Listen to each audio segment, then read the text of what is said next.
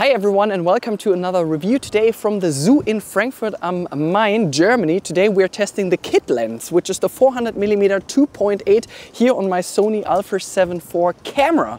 We'll figure out if this lens is suitable for animal photography and all the other things you might take photos of. We went already through the city and took some nice examples. You will find tons of them in the video description below. So now let's get started.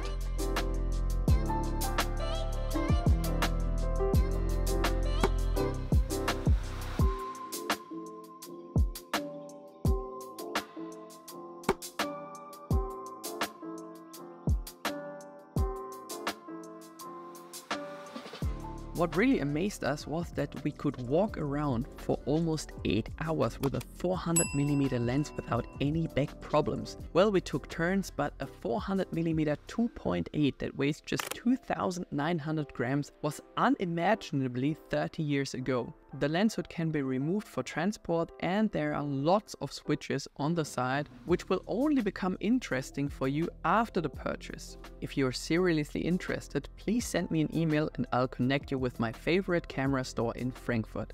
The tripod mount can be rotated by 360 degrees and the focus ring is where it should be, close to the camera and therefore within reach of my hand. Definitely a super nice lens for wildlife, sports, portraits and video production. Here you can see a comparison with and without the optical image stabilizer on my Sony Alpha 7 IV.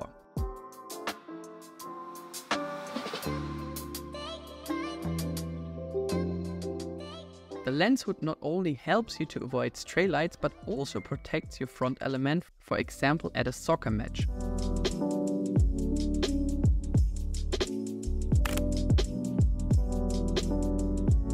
As I said earlier, the lens looks heavier than it is. The tripod mount also serves as a good carrying handle to distribute the weight better.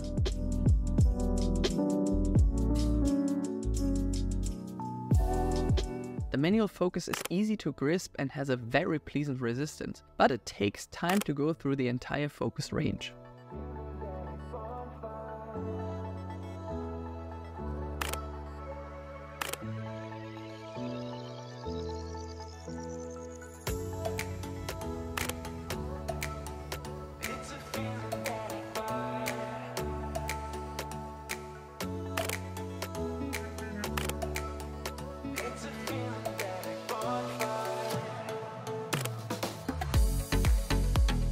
How much is 400mm actually? Well, let's have a look. We've even got the Alpha 6700 with us, which we are going to use again at the zoo, where we have a crop factor of 1.5 with it.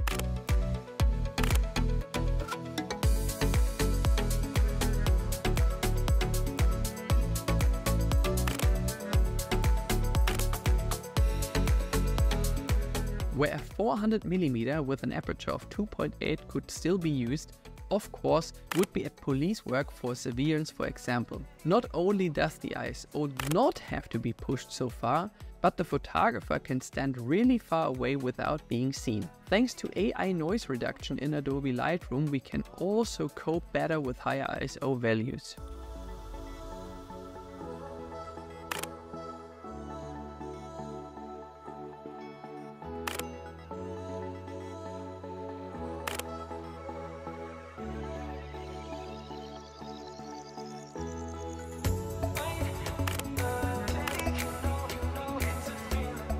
I could also see some small color fringes, nothing that Adobe Lightroom wouldn't have fixed within 2 seconds. At 2.8 there is also some vignetting, but this can also be fixed really easy in Adobe Lightroom. Before you start taking photos or filming, you should always make the right choice for the type of autofocus. You should set whether you want to photograph people, animals or birds. Our conclusion: the more light, the better. The more contrast, the better the result. In other words, a dark animal such as a bear with dark fur, the harder it was for the camera to hit the eyes. Funnily enough, the wide focus area worked less well for me on a person in the dark than the centered focus point or the entire area. And basically we had to realize that the closer something is, for example a fast bird flying directly over you at low altitude, the more difficult it was to see the bird at all at 400mm. A perfect occasion for such a lens, of course, is nature. Therefore, all the animals, for example on safari or in a zoo in Frankfurt, since Africa is further away than the zoo, we went to the zoo. Hope this makes sense, but take a look for yourself. We even had a goodie for you and took some photos with the Sony Alpha 6700. Thanks to the APS-C sensor, we have now an image section as if we had photographed with a 600mm lens, so 1.5.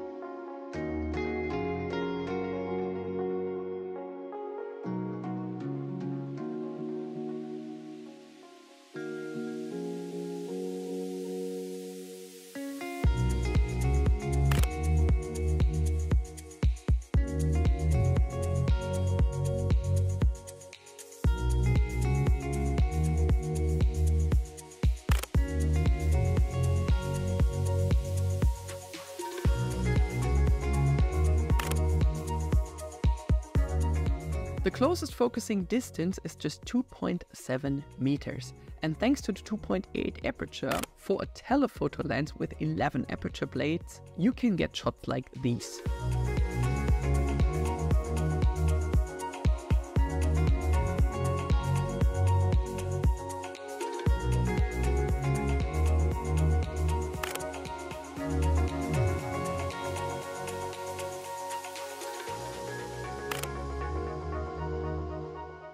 More than 5 years ago, I reviewed the Canon EF 600mm f4 lens and took some portraits with it. With almost 4 million views and a lot of experience later, I know that telephoto lenses are simply awesome, especially for portraits. I'm also sure I won't be spending 12,000 euros to take portraits from extreme distances, but the look is gorgeous. If you like these low light images, you can find the presets in the video description. The nice thing about this distance is that people in front of the camera behave much more naturally than at a distance of 2 to 3 meters. I think the 400mm produces one of the most beautiful background blur I've ever seen. The 135mm for more than 10,000 euro less also has extremely beautiful bokeh. The 11 aperture blades create beautiful bokeh bolts, and thanks to the close focusing distance, it's ideal for close-ups and videos. If I was a wildlife photographer, had too much money and didn't know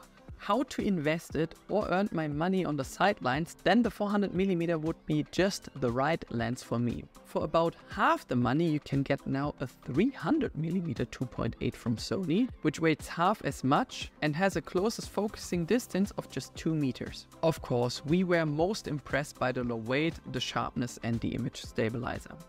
The background blur is extremely wonderful, and I think if size, weight and money are not an issue, then get yourself a 400mm for your safari or holiday. Have you been able to test the 300mm or the 400mm and have your own experience with it? We'd love to hear your verdict. If you're interested in this lens, please get in touch with me, because you can get exactly this one here for 1,400 euros less. You can actively support my channel by buying the camera, memory card and so on via the link in the video description.